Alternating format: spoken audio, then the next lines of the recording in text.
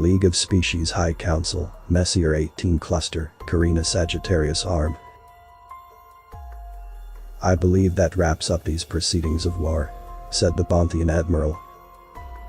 She was an imposing hexapod, towering 4 meters tall, and her carapace was studded with metals stapled into her bony exoskeleton, a record of military victories, a permanent fixture of her body. She was tired of this meeting. Another upstart species on the fringe of League space.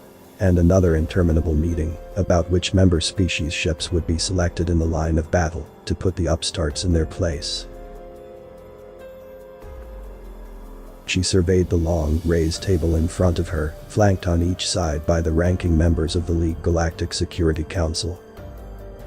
Below the table, the delegations of lesser council species and junior members stood, perched, sat or coiled depending of their respective physiologies. Admiral Murias sat at the head of the table, flanked by her species as ambassadors to the League, befitting her position as the leader of the most powerful military in the Security Council, and therefore its chair being. Her metals clanked at her chest carapace as she raised her gavel stone in her grasping hoof to dismiss the council. Seeing the colored holograms that signaled approval blink into existence above the various delegations at the table and the council floor as they keyed in their assent on their speaking stones, she was about to wrap the gavel stone on the table's surface when a blinking hologram with the symbols of dissent and request to speak caught her gaze near the corner of the room, hovering over a delegation far back in the crowd. Some minor race looking to score political points during security proceedings most likely. As far away from the table as they were, they must have been one of the most junior species present. However, protocol was protocol, and member species were allotted speaking time after all. The War Council recognizes Ambassador Nesh of the Murias paused at the unfamiliar species name. Drieden people, you may speak. On large holo screens floating high above the council chamber, the view switched from the decorated admiral to a small, bipedal creature. With what looked to be huge compound eyes on either side of its bulbous head and upper limbs that ended in a myriad of small, writhing tentacles. The Drieden ambassador only stood 1 meter in height, but his voice reached the entire War Council without the need for amplification. If it may please the Security Council, the Drieden Republic would yield its time to a non-voting member species. This caused a stir on the council floor as delegations whispered to each other. A junior council species yielding what little time it was allotted on the floor to a non-voting species. This was unheard of. What could a species so new or so minor that they had not achieved voting status in the League have to add to a council of war? Delegations that had a neck to crane now did so, looking at the holo screens to try to get a better look at the Drieden ambassador.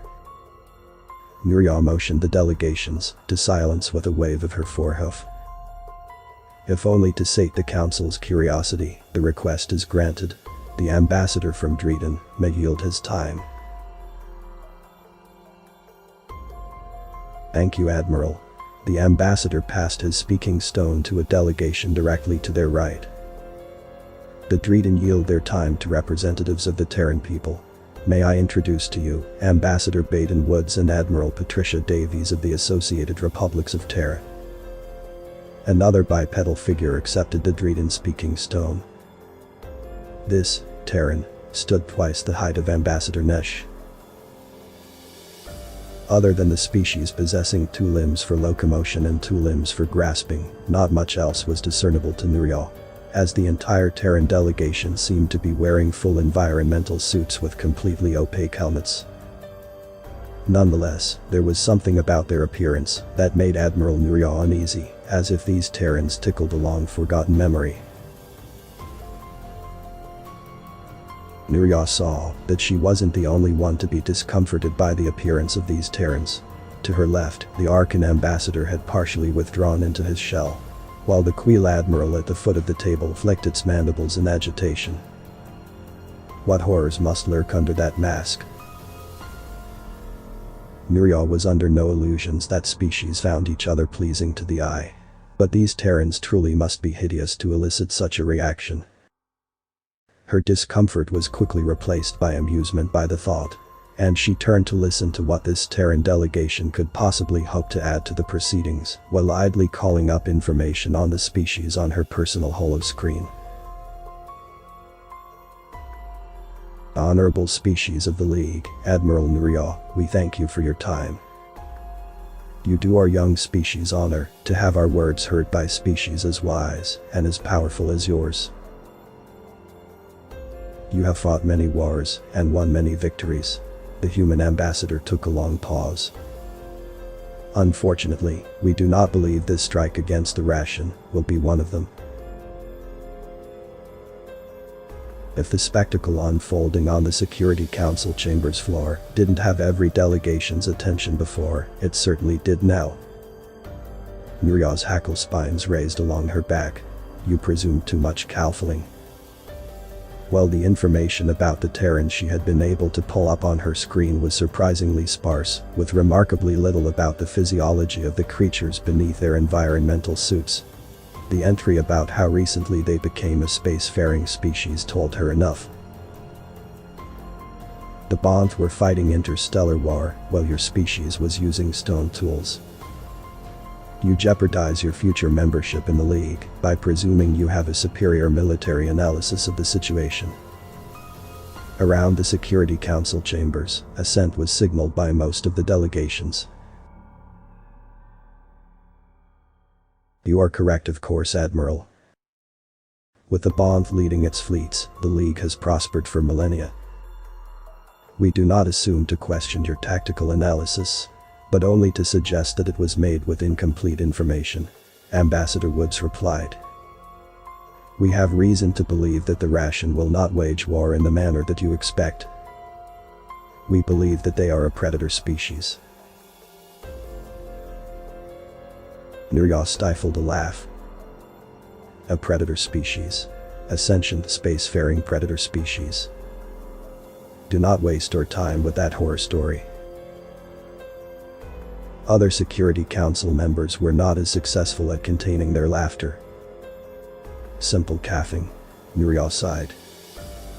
3,000 years this League has policed this corner of the galaxy, over 1,000 sentient species under its protection. She gestured over the gathered delegations with her forehoof, and never has any of them encountered a sentient or even close to sentient predator. Surely you have access to the League's database. It is the struggle against simple predators that evolved sentience, that forces species to use tools. It was our ancestral struggle as prey that was the crucible that forged every species in this League. Predators, flesh-eaters, capable of space travel. I'm afraid you are mistaken, Terran. Murias moved once more to adjourn the session, only to hear the Terran speak once more. Her hackle spines rose again in agitation, but Ambassador Woods didn't seem to notice. As implausible as it may seem, it is the truth, Admiral.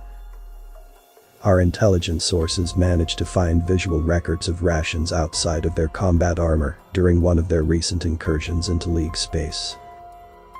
Those records show that the rations have forward-facing eyes, and we believe teeth analogs that indicate a carnivorous diet.